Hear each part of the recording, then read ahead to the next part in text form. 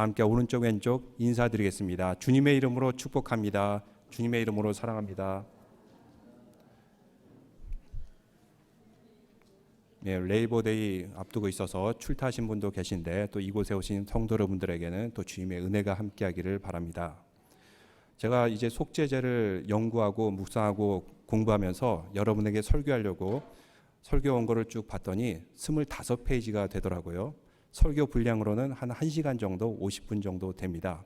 여러분에게 속죄제를 정확하게 제대로 설명하겠다 하면서 열심히 준비를 했는데 얘기를 듣고 보니까 어떤 분은 레이버데이인데 주일 예배를 드리고 그 다음에 이렇게 여행을 가시겠다는 그런 분들이 계시더라고요. 그래서 제가 회개는 안 했지만 후회했습니다. 이렇게 많은 설교로 괴로움을 안겨드려서는 안 되겠다. 그러지 않아도 세상살이가 괴로운데 이렇게 괴로움을 안겨드려서는 안 되겠다 해가지고 최대한으로 줄였습니다. 또 저의 은사가 아무리 복잡하고 어려운 것도 15분, 20분이면 다 설명할 수 있는 은사가 있지 않습니까?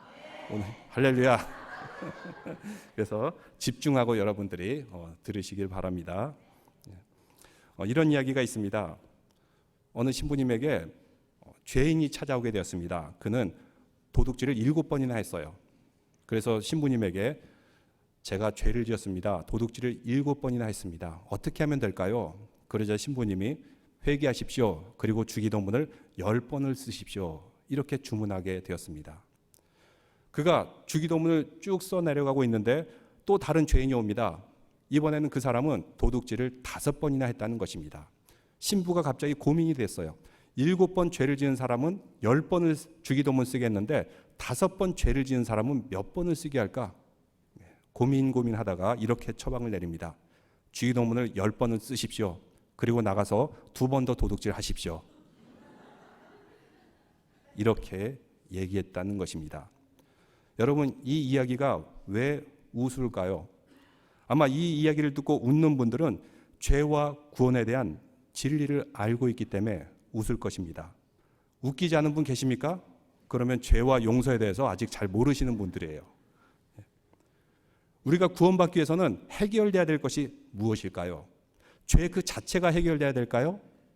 사람은 그의 아이덴티티, 정체성이 바뀌지 않는 한 그의 삶과 습성과 행동은 절대로 바뀌지 않습니다. 그럼 무엇이 구원받아야지 용서받고 사함을 얻을 수 있을까요? 바로 죄를 저지른 그 죄인, 그 자체가, 그 죄인이 용서받고 사해져야지 구원을 받는 것입니다. 그래서 이번 주에는 속죄제에 대해서 우리가 읽었고 다음 주에는 속건제에 대해서 읽게 되는데 속죄제는 바로 죄를 지은 그 죄인의 본질이 사해지는 것입니다. 속건제는 죄를 지은 그 행위가 사해지는 것이에요. 그래서 도둑질을 했어요. 그러면 거기에 5분의 1을 더해서 갚아라. 이렇게 실질적인 행동에 대한 그 제사가 속건제라면은 오늘 우리가 읽은 속죄제는 그 죄인의 본질이 사해지는 제사입니다. 그래서 속죄제와 속건제 이 차이를 여러분들이 잘 아시기를 바랍니다. 그러면 우리는 왜 속죄제가 필요할까요? 우리는 세상을 살아가면서 나름대로 자신의 관점, 프레임, 렌즈를 통해서 세상을 바라봅니다. 무슨 일이 벌어져요? 그럼 저마다 다 각기 다른 반응을 내게 됩니다. 다른 반응이 와요. 왜냐하면 그 사람이 어떻게 바라보냐에 따라서 응답도 달라지기 때문입니다. 근데 그 프레임, 우리는 쉽게 염려와 근심과 불안과 분노에 휩싸입니다. 왜 그렇죠? 우리 근본은 죄인이기 때문입니다. 이 죄로 인해서 우리는 세상을 살아가면서 불안이 오게 됩니다. 우리의 운명과 죽음에 대한 불안, 또 세상의 의미 상실과 허무에 대한 불안, 죄책과 정죄에 대한 불안, 이 모든 불안과 존재가 흔들리는 이유는 인간은 근원적으로 죄인이기 때문입니다. 근데 이 죄의식을 극복하지 못하면 더 큰 정신적인 혼란과 불안에 빠지게 됩니다. 근데 이 불안함과 혼란과 이 죄를 극복할 때만이 우리는 자유롭게 살아갈 수가 있어요. 우리 내면에 전제되어 있는 분노와 두려움, 또 부정적인 기억, 모든 것들, 죄의식들, 이것은 나의 삶에 영향을 끼치게 되어 있는 것입니다. 그래서 우리는 죄책감을 자아내는 유사한 기억, 그 환경을 처하게 되면은 또다시 그 죄를 저지르거나 또다시 자기 혐오 아니면 반대로 교만하게 나타나게 됩니다.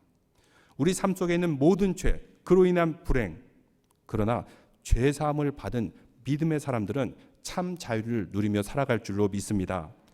우리의 죄, 과거, 현재, 미래의 모든 죄, 예수 그리스도를 통해서 다 용서받고 사함 받았습니다. 그럼을 통해서 우리는 회복되었고 온전함을 이루게 되었습니다. 바로 오늘 우리가 읽은 속죄제는 이런 죄 사함에 대해서 어떻게 우리가 제사를 드려야 되는지 말씀을 하고 있습니다. 우리가 지난 시간에 레위기를 쭉 읽어가면서 첫 번째 제사가 무엇이었어요? 번제, 그 다음에 소제, 그 다음에 화목제, 이렇게 세 개의 제사에 대해서 배웠는데, 번제, 소제, 화목제는 자신의 자유로운 의지에 따라 드리는 것입니다. 이것은 자기가 드려도 되고 안 드려도 돼요. 근데 오늘 읽은 속죄제와 다음 주에 읽을 속건제는 의무적으로 드려야 되는 제사인데, 속죄제와 속건제는 그래서 우리가 의무적으로 드려야 됩니다. 근데 왜 속죄제라고 부를까요? 이 속죄제의 히브리어 원어는 하타트라고 합니다. 저를 한번 따라해 보시겠습니까? 하타트. 이 원어를 배우는 이유는 그 원어만이 가지고 있는 특성을 알아야지 이해하고 해석할 수 있기 때문이에요. 하타트. 영어로 번역하면 miss the way, 길을 벗어났다는 뜻입니다. 신약에서는 이 죄를 뭐라 그러냐면 하마르티아 이렇게 말합니다. 저를 따라해 보세요. 하마르티아. 여러분은 오늘 이렇게 히브리어와 헬라어 동시에 두 단어를 배우게 되셨는데, 하마르티아는 그 뜻이 표적, 관역을 맞춰야 되는데 이것에 빗나가게 되었을 때 사냥꾼이 사슴을 향해서 표적을 맞추려고 합니다.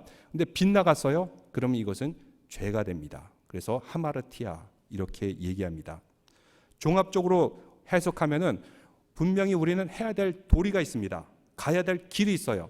그 길로부터 벗어나게 되면 우리는 죄를 짓는 것입니다. 그래서 영어로 속죄제를 sin offering 이렇게 말합니다. sin, 죄라는 그 본질 때문에 드리는 offering, 제사. 근데 더 정확하게 해석하면 이것은 이 제사를 드림으로 우리가 그 죄 행동이 아니라 우리 죄인의 본질이 정결해진다 해가지고 어떤 학자는 purification offering, 정결케 하는 제사다 이렇게 해석하게 됩니다. 근데 이 제사는 해도 되고 안 해도 되는 것이 아니라 무조건 해야 되는 의무적인 제사입니다. 제사장도 평민도 족장도 모두가 드려야 됩니다. 왜 모두가 이 속죄제를 드려야 될까요? 모든 사람은 죄인이기 때문에, 죄를 범하였으므로 하나님의 영광에 이르지 못했기 때문에. 그런데 속죄제를 통해서 우리는 하나님의 영광에 이르게 되는 것입니다. 그래서 sin offering, 우리의 죄된 원죄, 본성이 사해지는 제사가 바로 sin offering입니다. 우리는 누가 가르치지 않아도 죄는 자연스럽게 범합니다. 말과 행동으로 죄를 범해요. 왜 그럴까요? 우리는 원죄를 가지고 있는 죄인이기 때문입니다. 바로 이러한 죄성으로 인해서 드리는 제사가 바로 속죄제입니다. 그러면 이 제사는 누가 드려야 되죠? 오늘 말씀해 보니까 레위기에서 네 부류의 사람들이 있는데, 아까도 얘기했듯이 제사장 1절에서 12절까지 나와 있고, 또 13절부터는 누구입니까? 여러분 레위기 4장 13절 말씀 다 같이 한번 읽어볼까요? 만일 이스라엘 온 회중이 여호와의 계명 중 하나라도 부지 중에 범하여 허물이 있으나 스스로 깨닫지 못하다가, 누구예요? 이스라엘 온 회중, 한 개개인이 아니라 공동체 전체를 의미하고 있습니다. 또 22절에는 누구입니까? 만일 족장이라면 오늘날로 말하면 리더입니다. 그 공동체와 그 사회에서 리더의 역할을 담당하고 있는 사람. 그리고 27절부터는 만일 평민의 한 사람인, 보통 시민들도 드려야 되는 것이 바로 이 속죄 제사입니다. 이렇게 네 부류의 사람들로 나눠지고 있는데, 이 제사는 반드시 드리도록 하였습니다. 여러분 오늘 4장 3절 말씀을 다 같이 한번 읽어보겠습니다. 만일 기름 부음 받은 제사장이 범죄하여 백성의 허물이 되었으면 그가 범한 죄로 말미암아 흠없는 수송아지로 속죄 제물을 삼아 여호와께 드릴지니. 기름 부음 받은 제사장, 이 사람이 범죄하게 되면은 온 백성에게 허물이 된다는 것입니다. 가끔 이제 언론에서 이제 성직자가 범죄를 하게 되면은 이것으로 인해서 그 교회 공동체 전체가 시험을 받고, 또 이 뉴스 한 번 나옴으로 인해서 이 전체 크리스찬 중에 한 10만 명 정도가 뚝뚝 떨어져 나간다 그래요. 그래서 참 제사장, 목회자 이 맡고 있는 사람들이 얼마나 그 중책을 맡고 있는지 모릅니다. 넘어지게 되면은 그냥 이 뉴스만 본 사람들 중에서 10만 명이 성도들이 떨어져 나가는 거예요. 이 죄는 아주 중대하다 말씀하고 있어요. 또 13절 말씀에 보니까 누구라고요? 온 회중이. 한 개인이 범죄할 수도 있지만 교회 공동체, 신앙 공동체 전체가 집단으로 범죄에 참여할 수 있다는 것입니다. 이것이 알게 모르게 크고 작은 죄이든지 간에 우리는 그런 죄를 범할 가능성이 있다는 것입니다. 그런데 제사장이 범했을 때도 수송하지, 그리고 그 교회, 종교 공동체 전체가 범죄했을 때도 수송하지, 이렇게 죄 지은 사람은 분명히 예물을 드려야 된다 말씀하고 있습니다. 이것은 예외가 없습니다. 누구든지 예물을 드려야 돼요. 그 다음에 22절 족장이라고 말하면은 정치 지도자들을 얘기하는 것입니다. 정치 지도자도 매우 귀중한 소중한 역할, 영향력 있는 역할을 하기 때문에 이 사람의 제사도 결코 가볍지가 않습니다. 또 27절에 평민들, 개개인 한 사람이 나오는데 그 개개인 한 사람도 그 죄가 다른 사람에게 전염이 될 수가 있어요. 그렇기 때문에 보통 사람의 한 사람 한 사람의 죄도 매우 심각하게 성경에서는 보고 있습니다. 그러면 언제 속죄 제사를 드려야 됩니까? 왜 속죄 제사를 드려야 됩니까? 여러분 4장 2절 말씀을 다 같이 읽어보겠습니다. 이스라엘 자손에게 말하여 이르라. 누구든지 여호와의 계명 중 하나라도 그릇 범죄하였으면, 여호와의 계명을 범했을 때 나와 있는데 그 계명이 뭔지 레위기 5장을 한번 보겠습니다. 그 구체적인 예가 나와 있어요. 먼저 5장 1절에 보면 누구든지 저주하는 소리를 듣고도 증인이 되어 그가 본 것이나 알고 있는 것을 알리지 아니하면 그는 자기의 죄를 져야 할 것이요 그 허물이 그에게로 돌아갈 것이며. 당시에는 무슨 사건이 벌어졌을 때 오늘날과 같은 CCTV가 있었던 것도 아니고 뭐 DNA 검사가 있었던 것도 아니고 증인에 의해서만 이 사람이 죄인인지 아닌지 판가름하게 됩니다.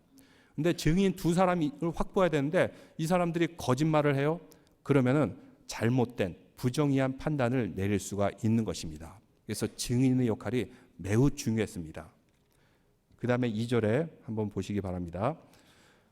만일 누구든지 부정한 것들, 곧 부정한 들짐승의 사체나 부정한 가축의 사체나 부정한 곤충의 사체를 만졌으면 부주증이라 할지라도 그 몸이 더러워져 허물이 있을 것이요. 부정한 들짐승, 부정한 가축, 부정한 곤충, 사실 이 모든 것은 먹는 것입니다. 그러면 부정한 것을 들고 이거를 파는 사람이 생길 수가 있어요. 길을 가다 보니까 짐승이 죽어 있어요. 이 짐승이 뭐 병에 걸려 죽었는지 기생충에 감염되어 죽었는지 몰라요. 근데 이것을 집어다가 시장에 내서 판다? 이것은 죄라는 것입니다. 오늘날 우리가 비즈니스를 할 때, 일을 할 때 정직하게 일하라는 것입니다. 여기에서 부정이 있어서는 안 된다는 것입니다. 그리고 3절 말씀이 중요한데 3절을 한번 같이 읽어보겠습니다. 만일 부지 중에 어떤 사람의 부정에 닿았는데 그 사람의 부정이 어떠한 부정이든지 그것을 깨달았을 때는 허물이 있을 것이요. 성경에서 이렇게 부정한 사람은 유출병이 있는 자, 혈류병이 있는 자, 그리고 한센병 환자, 문둥병 환자 이런 사람들을 분류하고 있습니다. 이런 사람들에게 닿게 되면 그 병이 전염될 수가 있고 그렇기 때문에 이것은 부정하다. 닿지도 말고 만지지도 말라. 이렇게 말씀하여 주고 있습니다. 근데 왜 이 말씀이 오늘 속죄제하고 중요하냐면 예수님께서 어느 날 길을 걸어가시다가 유출병 있는 여인이 예수님을 만졌어요. 그 여인은 부정한 여인이 됩니다. 그렇기 때문에 가족들과 함께 만나서도 안 되고 공동체로부터 격리해야 되고 사람들과 접촉할 수 없는 그런 여인이에요. 근데 그 여인이 부정한 몸을 안고 예수님을 만졌어요. 그러면 어떻게 됩니까?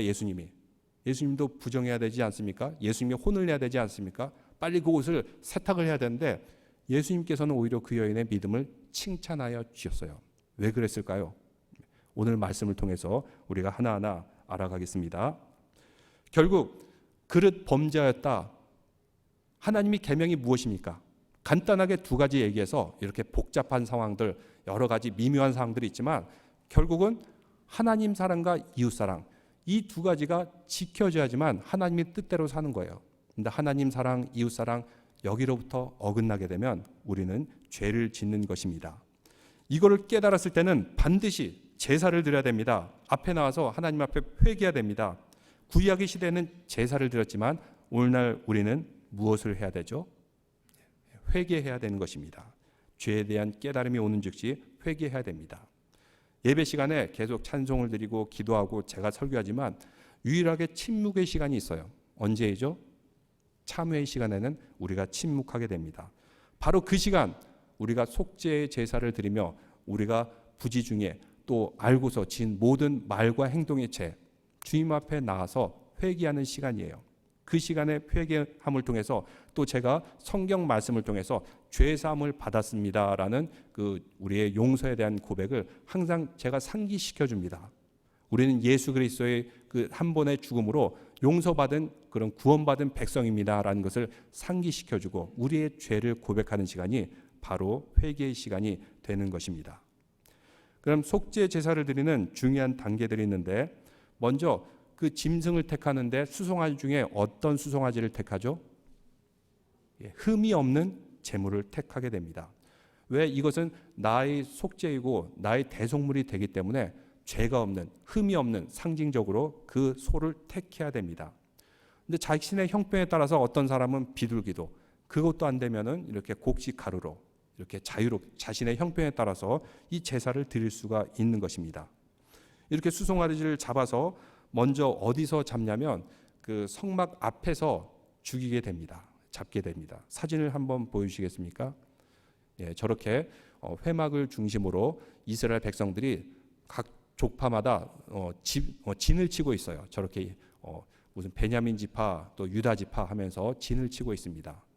성막을 중심으로. 그리고 진 밖에다가는 지정한 장소에다가 쓰레기나 여러 가지 안 좋은 것들을 버려서 태우는 그런 장소가 있습니다. 그 앞에서 짐승을 잡게 됩니다. 이걸 끌고 와서 죽이게 되면은 피가 나오죠. 그 피를 성소의 휘장에다가 7번 뿌리게 됩니다. 그 다음 사진 보여주시겠습니까? 손으로 찍어서 그 앞에다 7번 뿌리게 되는데 저 휘장 건너편에는 무엇이 있죠? 지성소라 그러는데 거기에는 하나님의 언약궤가 담겨 있습니다. 저 휘장 안에는 아무나 들어갈 수 없습니다. 누구만 들어갈 수 있어요? 대제사장만 들어갈 수 있어요. 저 휘장이 상징하는 것이 예수 그리스도의 육체입니다.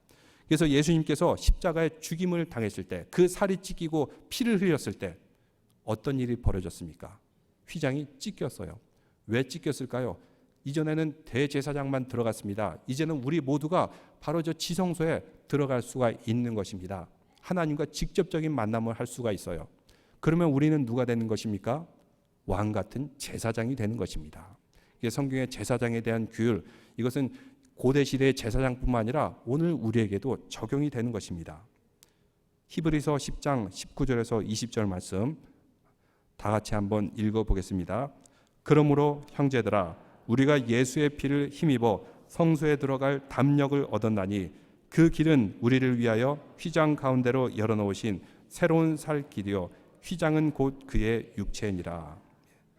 그의 육체가 찢김을 통해서 이제는 하나님과 우리가 직접 만날 수 있는 길이 열리게 되었습니다. 우리는 죄인이기 때문에 하나님 함부로 만날 수가 없어요. 이제는 예수 그리스도께서 그 속죄의 제물이 되어주셨기 때문에 담대하게 하나님 앞에 나아갈 수가 있는 것입니다. 그리고 나서 그 흘린 피 또 어떻게 합니까? 향단이 있는데 그 다음 사진 보여주시겠습니까? 아까 그 회막 앞에 휘장 앞에 저렇게 향단이 있습니다. 저기에 향기를 피워 올려드린 건데 저 내 귀퉁이에 뾰족한 게 있죠. 저게 뿔입니다. 저 뿔에다가 무엇을 합니까? 피를 바릅니다. 그 다음 사진 보여주시겠습니까? 제사장이 저기다 이렇게 피를 바르게 돼요. 그러면 무슨 효과가 나타나게 될까요? 레위기를 우리가 쭉 보면 정결하고 부정한 것을 멀리하라. 부정한 것을 다 하면은 너도 부정해진다. 모든 것이 부정해진다. 그래서 부정한 건 자꾸 멀리해요. 근데 유일하게 부정한 것이 닿는 곳이 있습니다. 어디입니까? 바로 피를 바른 저 뿔. 저 뿔을 잡았을 때는 저 뿔에 닿았을 때는 부정한 것도 정해진다. 이렇게 말씀하고 있습니다. 그래서 심지어는 죄인도 이 사람이 죄인인지 아닌지 확실히 알지 못해요. 그렇지만 어찌 해가지고 저 뿔에 가서 뿔을 잡고 있으면은 잡아 끌어낼 수가 없어요. 무죄 추정을 하는 것입니다. 저 뿔은 어떤 것이 닿든지 부정한 것도 정결케 하는 능력이 있습니다. 예수님께서 길을 가시다가 혈류병 걸린 여인이 그의 옷자락을 만지는 것을 보게 됩니다. 그 혈류병, 유칠병 있는 자는 성경에서 부정하다 해서 사람들로부터 멀리 떨어져야 돼요. 접촉해서는 안 됩니다. 공동체로부터, 가족으로부터 떨어져야만 하는 그런 여인입니다. 율법에서는 이 여인이 예수님을 만졌으면 예수님이 옷이 지저분해집니다. 부정해져요. 그래서 빨리 그 옷을 세탁해야 됩니다. 예수님도 부정해져요. 근데 예수님이 뭐라고 말씀하셨습니까? 오히려 그 여인의 믿음을 칭찬하셨어요. 너의 믿음이 너를 회복시켰도다. 그리고 그 여인의 부정함이 회복이 되었습니다. 이제 그 여인은 가족으로 다시 돌아갈 수가 있고 그 공동체에 다시 돌아갈 수가 있었던 것입니다. 예수님께서는 어떤 부정한 것이 닿아도 이 부정을 정결케 하신 능력이 있기 때문입니다. 그래서 우리 죄인이 예수 그리스도 앞에 나오면 과거의 어떤 죄든지 현재의 어떤 죄든지 심지어는 미래의 죄까지 예수 그리스도 안에서 정결케 된 줄로 믿으시기 바랍니다. 우리는 그 믿음을 가지고 담대히 주님 앞에 나올 수가 있는 것입니다. 그래서 구원의 뿌리시오, 이 말은 바로 저 장면을 염두에 두고 하신 말씀입니다. 부정한 것도 정결케 할 수 있는 예수 그리스도에게 능력이 있으십니다. 마지막으로 단계에 있어서는 7절 말씀 같이 볼까요? 4장 7절입니다. 같이 읽겠습니다. 제사장은 또 그 피를 여호와 곧 회막안 향단 뿔들에 바르고 그 송아지의 피 전부를 회막 문 앞 번제단 밑에 쏟을 것이요. 이렇게 피에다 뿔을 바르고 남은 피들을 다 바닥에 쏟아내게 됩니다. 예수께서는 그래서 십자가 위에서 모든 피를 다 쏟아내셨어요. 그래서 예수님께서는 완전한 제물이 되어주셨던 것입니다. 그리고 그 나머지는 어떻게 처리합니까? 그 나머지 모든 것들, 내장, 덮인 기름들, 그리고 콩팥, 이런 모든 것들 다 벗겨낸 다음에 12절 말씀, 여러분 마지막 절을 한번 보겠습니다. 똥 곧 그 송아지 전체를 진영 바깥 재버리는 곳인 정결한 곳으로 가져다가 불로 나무 위에서 사르되 곧 재버리는 곳에서 불사를 지니라. 이스라엘 백성들 그 진을 치고 있죠. 회막을 중심으로 유다 지파, 베냐민 지파 이렇게 12지파들이 쭉 치고 있는데 그들이 남긴 여러 가지 그 재나 쓰레기들을 버리는 장소가 있습니다. 그들이 있었던 그 진 밖에 나가서 정해진 장소에서 그 모든 나머지 것들을 태우면서 불살라 버리게 되는 것입니다. 예수님께서 십자가에 달려 돌아가실 때 그 걸어가신 길, 그 길은 성 바깥이었습니다. 구약 성경으로 말하면 진 바깥으로 걸어가신 것입니다. 그리고 어디로 가셨습니까? 골고다 언덕, 해골의 곳. 죽은 사람들이 버려지는 곳이 바로 그 골고다 언덕 해골이었습니다. 예수님께서는 그 성 바깥에 들어가서 십자가에 달려 돌아가셨습니다. 피를 흘리셨습니다. 그 피는 우리의 속죄 제사가 되었습니다. 그 피 흘리심을 통해서 저와 여러분은 깨끗함을 얻고 새로운 삶을 얻었습니다. 구원의 선물을 받게 되었던 것입니다. 마치 오늘 성경 말씀에 더러운 것들이 다 가져나가서 전부 불살라 버린 것처럼 예수님께서는 우리 인생의 모든 과거의 더러운 것 다 불살라 버려주셨습니다. 그 구원의 놀라운 은혜와 기적을 통해서 우리는 구원을 받게 되었던 것입니다. 2000년 전 십자가의 언덕, 골고다 언덕 성문 바깥에서 자신의 목숨과 피를 흘리신 그 예수 그리스도의 모습, 정결 제사를 완성하셨던 것입니다. 그래서 오늘날 우리는 더 이상 정결 제사를 드리지 않습니다. 예수 그리스도께서 단번에 그 제사를 완성하여 주셨기 때문입니다. 구약의 제사는 불완전한 제사입니다. 그러나 그 제사를 완성하신 예수 그리스도를 통해서 우리의 죄가 해결되고 우리는 구원받는 백성이 되었습니다. 구원받는 사람은 참된 자유를 누리며 살게 됩니다. 죄가 있는 사람들은 항상 그 죄의 프레임, 그 생각의 감옥에 갇혀 살지만 구원받은 백성은 이 감옥으로부터 벗어나 자유함을 얻게 되는 것입니다. 예수 그리스도의 십자가의 정결 의식은, 그 속죄제는 우리의 과거, 현재, 미래 모든 죄를 다 사하셨기 때문에 우리는 변화를 받고 회복되고 온전함을 이루게 되었습니다. 2000년 전 저와 여러분을 위해서 십자가에 못 박혀 주신 예수 그리스도, 지금 우리는 주님의 구원을 통해서 담대히 주님의 보좌 앞에 나올 수가 있는 것입니다. 이제 저와 여러분도 구원받은 백성으로서 온전한 삶, 변화된 삶, 그리고 다시는 과거의 죄와 과거의 생각에 얽매이지 않고 부정할 때마다 예수 그리스도께서 우리를 정결케 하신다는 그 믿음을 가지고 믿음으로 승리하고 믿음으로 자유함 받는 성도들 되시기를 주님의 이름으로 축원합니다. 기도드리겠습니다. 거룩하신 하나님 아버지, 오늘 속죄 제사를 통해서 예수 그리스도를 보게 됩니다. 우리의 모든 죄를 위해서 피를 남김없이 흘려 주옵시고 정결한 뿔이 되셔서 부정한 무엇이든지 주님 앞에 나아갈 때는 완전하게 온전하게 깨끗함을 입을 줄로 믿사옵나이다. 이제는 구원받은 백성으로서 세상에 나아가서 구원의 복음의 소식을 전하는 믿음의 성도들 되게 인도하여 주시옵소서. 예수 그리스도 이름으로 기도드리옵나이다. 아멘.